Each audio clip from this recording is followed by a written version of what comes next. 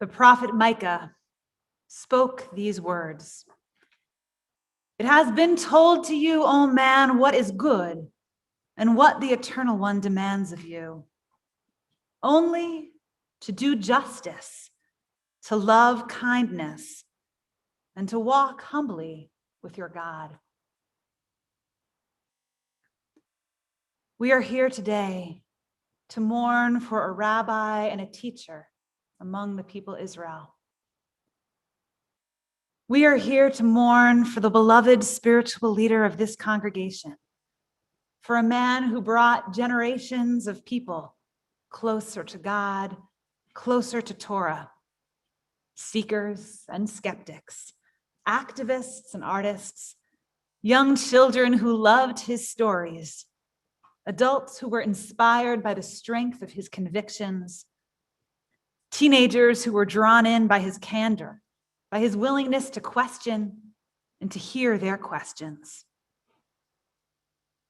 We are here today to mourn for a beloved father to Shelley and to Lisa, a beloved father-in-law to Harry, a beloved grandfather to Tali, and for 65 years, the cherished husband of Edna of blessed memory.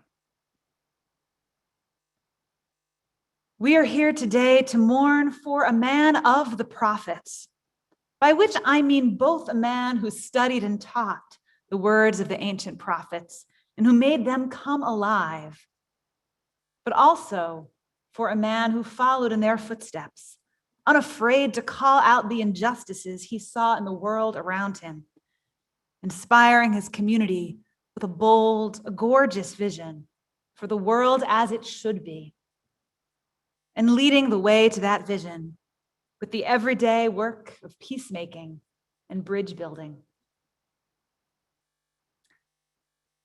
Over the 8 years that I've had the privilege of serving this pulpit, I have heard so many of you describe the ways that Rabbi Cohen drew you into Jewish life, changed the way you thought about the world, built this community, and made this world a better place. Over the past few days, memories and notes have been pouring into my email inbox from current and former members of this congregation, filled with love, admiration, and so many sweet memories. Listening to all of these stories, I found myself thinking about the prophet Micah's famous words and how fittingly they described Rabbi Cohen's legacy. He was a man who fought for justice. He was a kind man and a gentle man. And despite all of his many accomplishments, he was also, of course, a humble man, unassuming, always focused on serving others, not himself. I was thinking how remarkable it is that these ancient words of the prophet Micah so fittingly describe Rabbi Cohen's legacy, when I realized that these same words of Micah also happen to be the Haftarah reading for this week. We are burying Rabbi Cohen during the 1 week of the year when these words from Micah are chanted in synagogues around the world. Higid lecha Adam matov u'Adonai doresh mimcha ki im asot mishpat ve'ahavat chesed ve'hatznea lechet im Elohecha.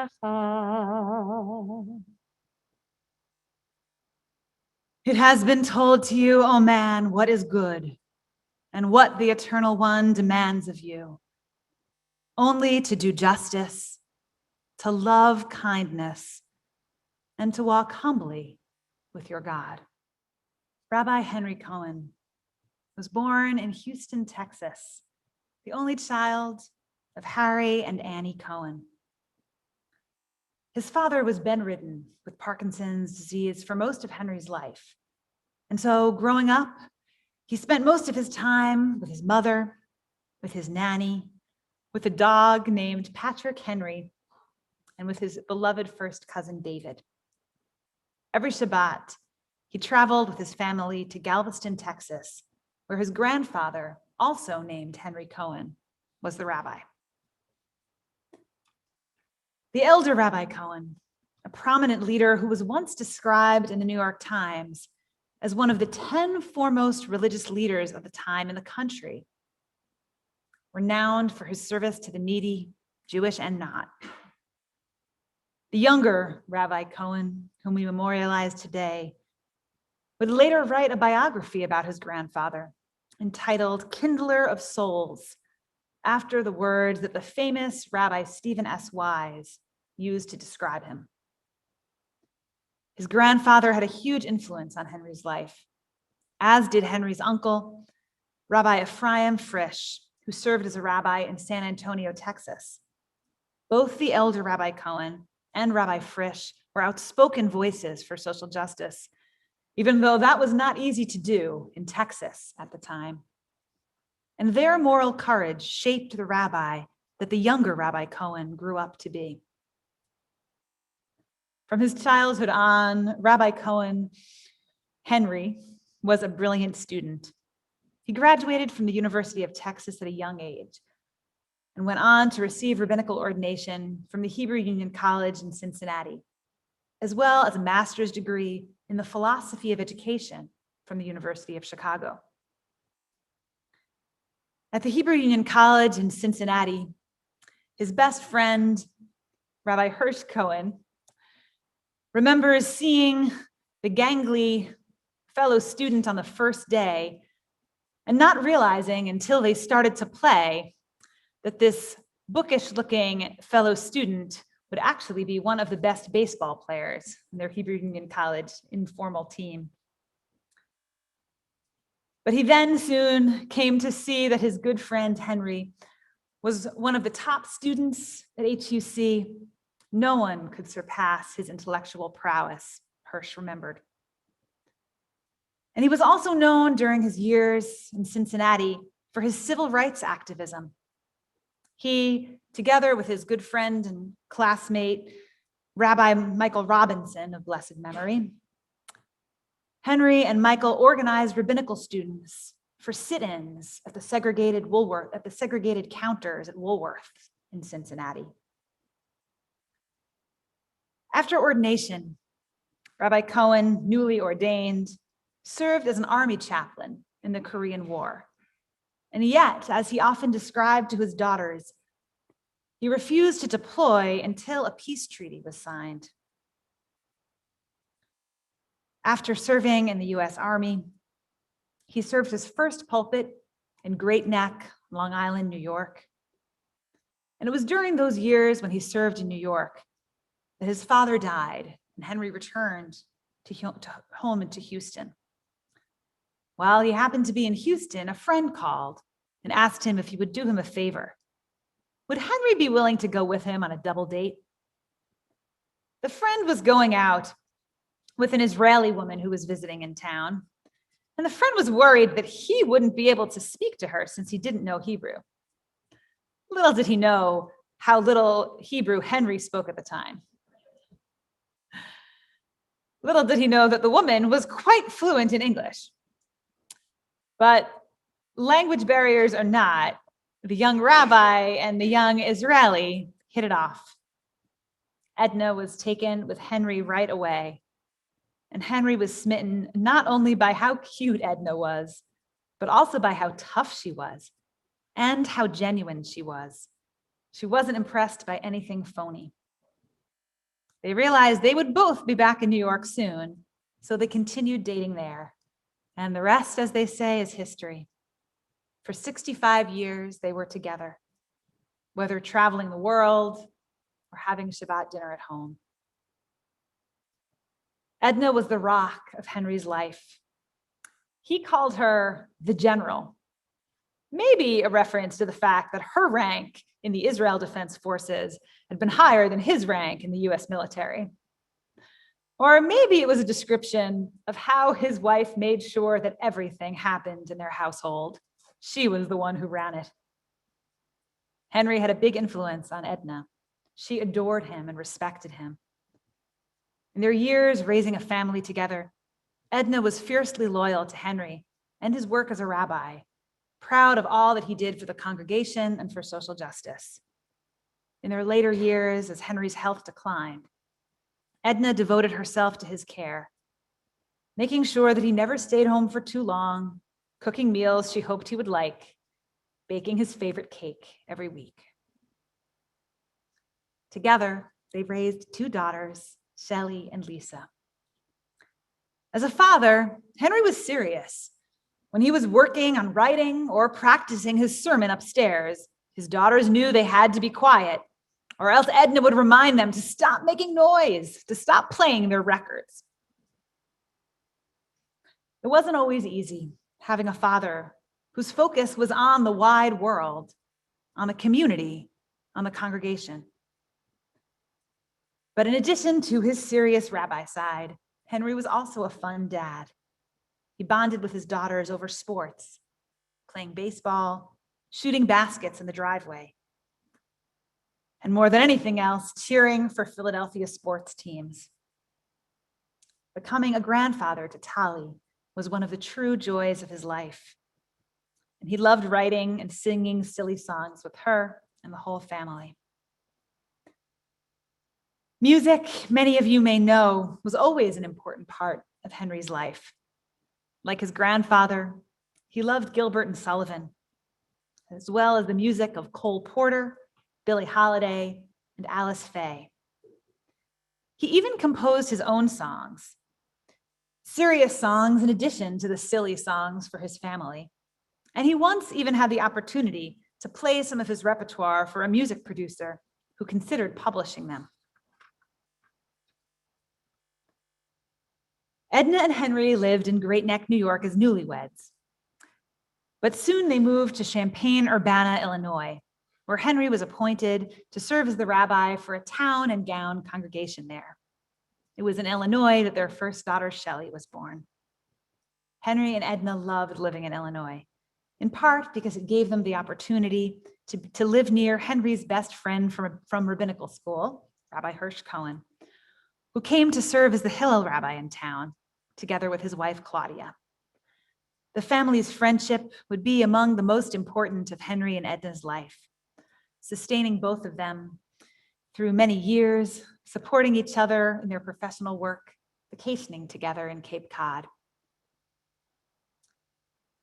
But Henry's passion for social justice and for racial justice in particular made him yearn to serve a pulpit beyond the cornfields, where he could work with a more diverse community of neighbors. So when a congregation called Beth David in Winfield, Philadelphia called, it seemed like the right match of a congregation. And indeed it was. He served the congregation for 29 years, from 1964 until 1993, when he became appointed as our Rabbi Emeritus. Beth David today is Rabbi Cohen's living legacy. The congregation reflects Henry's identity, his Hamishness, warmth, and friendliness that existed side by side with an intellectual ferocity and passion. Our Rabbi Emerita, Susan Levy, remembers the story of the first week she came to work here, when, fresh from a congregation in the city, Rodef Shalom, she came to work in a suit. Rabbi Cohen, she remembers, looked her up and down and said, "That's not how we dress at Beth David." And indeed, although Rabbi Cohen took the world quite seriously and took the message of the prophets quite seriously, he encouraged his congregation never to see themselves too seriously. He loved serving as the rabbi of a small congregation where he was able to spend his time building relationships, having families from the congregation over after the high holidays to his house for a meal, welcoming new members of the congregation to his house for Shabbat dinner. He pioneered Chavurah groups of our members who met for discussion, fellowship, and connection. All these years later, the work that we're doing at Beth David seems to connect back to the work that Rabbi Cohen pioneered. He had a passion for interfaith inclusion. He was at the vanguard of what in its time was taboo in many Jewish circles, but now is seen as such an important tenet of Reform Judaism, welcoming interfaith families and our wider Jewish circle, extended families, all into the warmth of our Beth David family, and knowing that interfaith families make our community stronger. Rabbi Cohen found time to write several books, including Why Judaism? What's Special About Judaism? A book about racial justice in America, and the biography of his grandfather, kindler of souls, Rabbi Henry Cohen of Texas, and a volume of a few of his famous stories for children, Charlie Bronstein and Jewish Tradition, based on the Peanuts comic strip. His legacy at Beth David was, of course, a legacy of social justice. Just as an HUC student, he organized those sit-ins, so too did he rise to the occasion to meet the needs of the issues that he faced when he found himself as a rabbi in Winfield. He fought white flight and worked for the integration of that neighborhood with all of his spirit. He founded a bicultural Black Jewish preschool at Beth David, the only one I've ever heard of. Even when the congregation moved to Gladwin, seeing that the Jewish community had entirely left the Winfield neighborhood, except, of course, for Rabbi Cohen and Edna, who continued living there among their cherished neighbors, including later the subsequent Philadelphia mayor, Michael Nutter, who was his next door neighbor. They emphasized the importance, even when we moved here, of maintaining the values that were at the core of this congregation. As Henry quipped one time, we will never be one of those congregations where the big donors get the fancy seats in the back. Rabbi Cohen was one of the leading voices in the Philadelphia religious community opposing the war in Vietnam and speaking out for peace. He organized his colleagues of all faith to speak out against the war, even though it didn't necessarily win him too many friends in his congregation. It wasn't an easy position to stake out, but Rabbi Cohen never believed in taking the easy path. He fought for Soviet Jewry and for the freedom of our Cantor Emerita, Cantor Lilia Kazansky's family. He traveled there and helped to win her family's freedom. He was an outspoken voice for peace in the Middle East, participating in a delegation that traveled to Lebanon and Israel of interfaith colleagues from the Philadelphia area. He stood up for the rights of refugees, organizing sanctuary here in the congregation for refugees from Latin America. And when our Reform movement asked congregations to adopt refugees who were part of the Southeast Asian Boat People refugee group, Rabbi David Saperstein, the leader of our Reform movement, social justice activists, reminded me that Rabbi Cohen was one of the first rabbis in our whole region who took him up on that program, responded by having Beth David adopt a family who he even welcomed into his own home, inviting the family's children to play in the backyard with his own children. Finding himself in suburbia, he helped to organize IHN, the Interfaith Hospitality Network of the Main Line, a network of suburban congregations in our area who provided housing, job training, and support to homeless families in our neighborhood, welcomed them right into our own building. And IHN continues to thrive today, supporting homeless families in our building and in other houses of worship.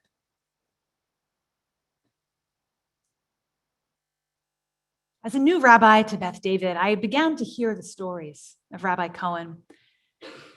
And I'll tell you that many congregations, they have the legends of the rabbis that have served them. Sometimes the legends are dear to a few people. Sometimes they've grown, been exaggerated over the years. And when I first came here, I didn't know what to make of these stories of a rabbi who had served so many years ago before I came, and yet who was so beloved, so deeply remembered and cherished by so many members of the congregation. But I came to understand the true power of Rabbi Cohen's legacy, the way that he shaped this congregation and our wider community. When I think less than a year into my arrival at Beth David, I attended a meeting of clergy from around the Philadelphia area who had come to think about how we could organize for marriage equality in Pennsylvania. At that point, the rights of LGBTQ Americans were still subject to state law. Federal law had not yet made marriage equality the law of the land. And so a small group of clergy in Pennsylvania and in the Philadelphia area were working to make marriage equality a reality. So I attended a small meeting that one evening, and we went around the table, all the clergy who were there, introducing ourselves and what communities we represented. And when I said that I was from Beth David Reformed Congregation, I saw that a young African-American pastor across the table looked at me with surprise. And when the meeting was over, when there was a break in the meeting, she came up to me and she said, "Beth David in Winfield?" "Yes," I said. "Well, now we're in Gladwin, but we are the same Beth David in Winfield. That's where we were founded. And our congregation moved to our current building years ago." "Beth David," she said to me. "And Rabbi Henry Cohen?" "Yes," I said. My mother used to talk about him," she said to me. "She remembered him and his influence. She remembered the way that he worked with us. He was our friend and our partner in the neighborhood." Those are the seeds that are planted by a life of justice, of kindness, and of humility. The kind of seeds planted for justice that bear fruit years later. His memory will be a blessing